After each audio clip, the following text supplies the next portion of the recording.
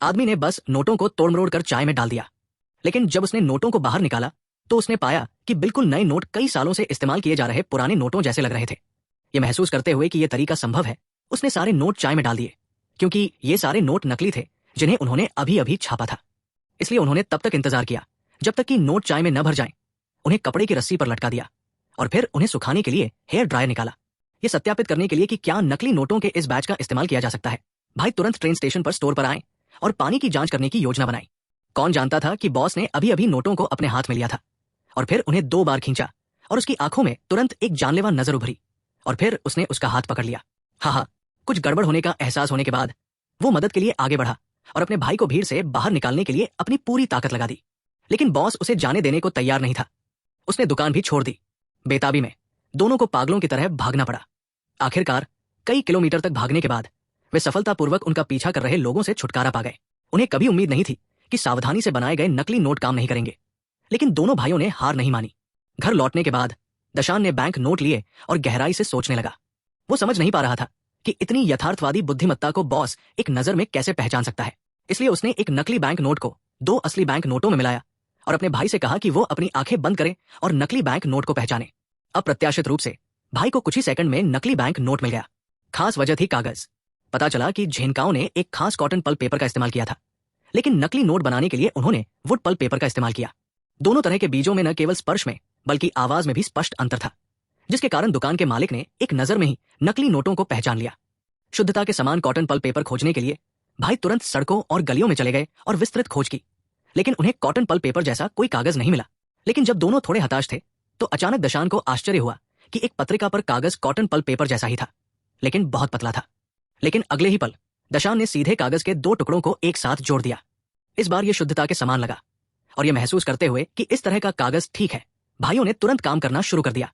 हालांकि नकली पैसे बनाना आसान नहीं है, क्योंकि उच्च गुणवत्ता वाले नकली पैसे बनाने के लिए आपको न केवल सही कागज ढूंढना होगा, बल्कि आपको बैंकनोट पर प्रत्येक पैटर्न को मैन्युअल रूप से हाथ से बनाना होगा।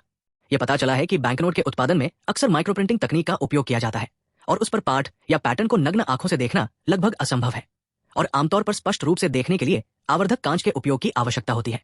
इसलिए यदि आप नकली पैसे बनाना चाहते हैं तो आपको सबसे पहले बैंकनोट के पहले मसौदे को हाथ से बनाना होगा।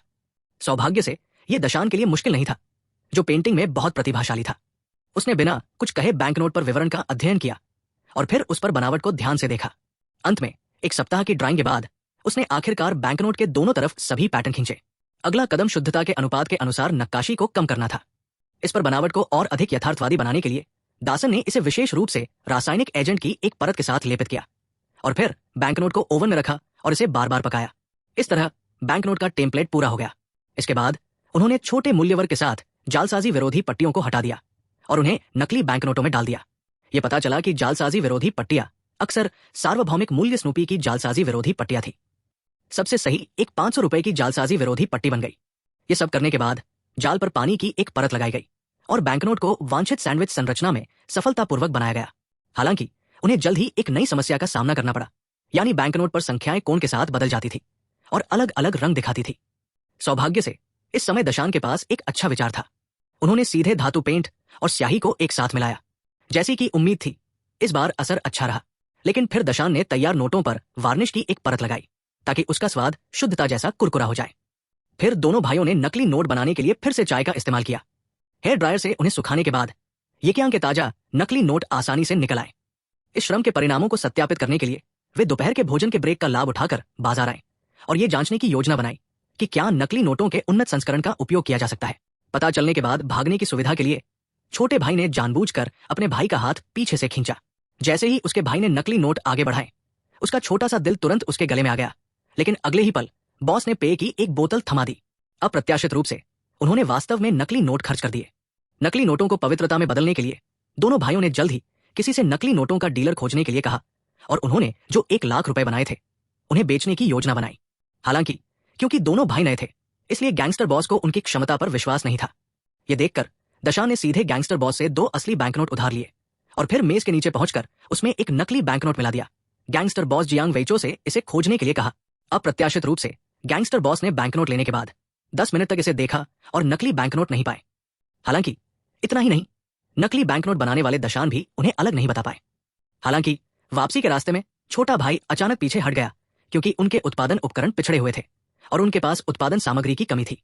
वे 2 सप्ताह में 20 मिलियन वीचाओं का उत्पादन कैसे कर सकते थे? कौन जानता था कि इस समय दशान आत्मविश्वास से भरा हुआ था, क्योंकि उसके चाचा एक प्रिंटिंग फैक्ट्री के मालिक थे। वो अपने चाचा को खोजने के लिए इंतजार नहीं कर सकता था और चाहता था कि वो गिरोह में शामिल हो जाए। चाचा कौन है? उसने पहले ही दशान की छोटी सी चाल का पता लगा लिया था। पहले तो चाचा दशान को कुछ भी अवैध न करने के लिए राजी करना चाहते थे, लेकिन अगले ही पल वो दशान के नकली पैसे से बहुत आकर्षित हो गए। उन्हें उम्मीद नहीं थी कि दशान के नकली पैसे इतने वास्तविक थे।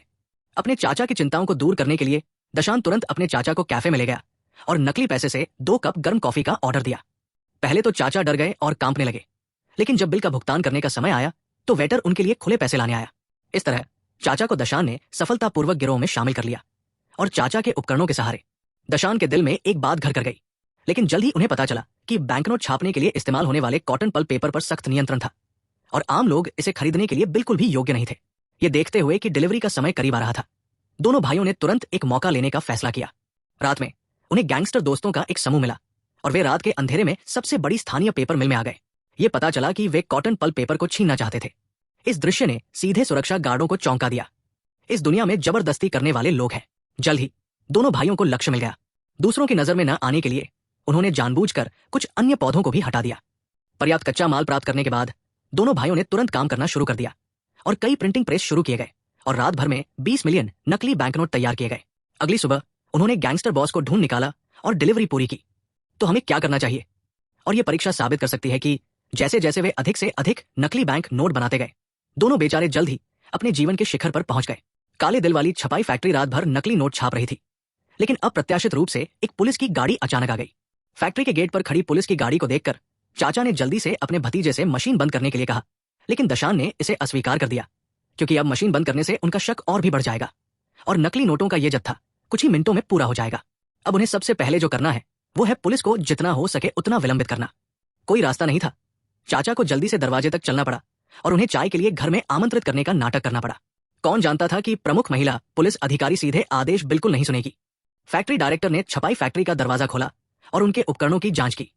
अगर वो नहीं खुलता तो वो तुरंत दरवाजा खोल देता। लिफ्टिंग का दरवाजा धीरे धीरे खुलता देख दोनों भाई तुरंत डर गए और जल्दी से नकली नोटों को फैक्ट्री में पैक कर दिया। सौभाग्य से जब महिला पुलिस अधिकारी फैक्ट्री में दाखिल हुई तो दोनों भाई नकली नोटों के साथ एक छोटे से कमरे में छिप चुके थे। लेकिन इस समय सावधान महिला पुलिस अधिकारी ने अचानक देखा कि कूड़ेदान में कुछ नकली नोटों के कागज हैं। ये देखकर कि रहस्य पुलिस महिला द्वारा पता लगाया जाने वाला था, दाशान वो कमरे से बाहर चला गया, एक रिंच उठाया और पुलिस महिला की ओर चला गया। जैसे ही वो पीछे से पुलिस महिला पर हमला करने वाला था, पुलिस महिला का सेल फोन अचानक बज उठा। इस कारण दाशान को उसके बगल में कोने में छिपना पड़ा। हो सकता है कि आप वो पुलिस प्रमुख न हो जिसने उसे बुलाया था। अपने वरिष्ठों के आदेश का सामना करते हुए पुलिस महिला ने स्वाभाविक रूप से अवज्ञा करने की हिम्मत नहीं की। अप्रत्याशित रूप से ये इस वजह से था कि चाचा और भतीजे भाग्य से बच गए। पुलिस की बाधा के बिना भाइयों का व्यवसाय अधिक से अधिक समृद्ध हो रहा है। उन्हें लगा कि वे इस तकनीक के साथ अपने जीवन के शिखर तक पहुंच सकते हैं। जल्द ही बदमाशों के एक समूह ने उन्हें देखा और सीधे सच्चाई के साथ गोदाम की चाबी छीन ली। नकली नोटों के गोदाम को दूसरों के हाथों में पड़ने से रोकने के लिए दाशान ने रात के अंधेरे में गोदाम में घुसकर गार्डों को हल कर दिया। सीधे इन मुद्रित नकली नोटों पर गैसोलीन डाला और सभी नकली नोटों को स्लैग राख में जला दिया। यहीं पर फिल्म खत्म होती है।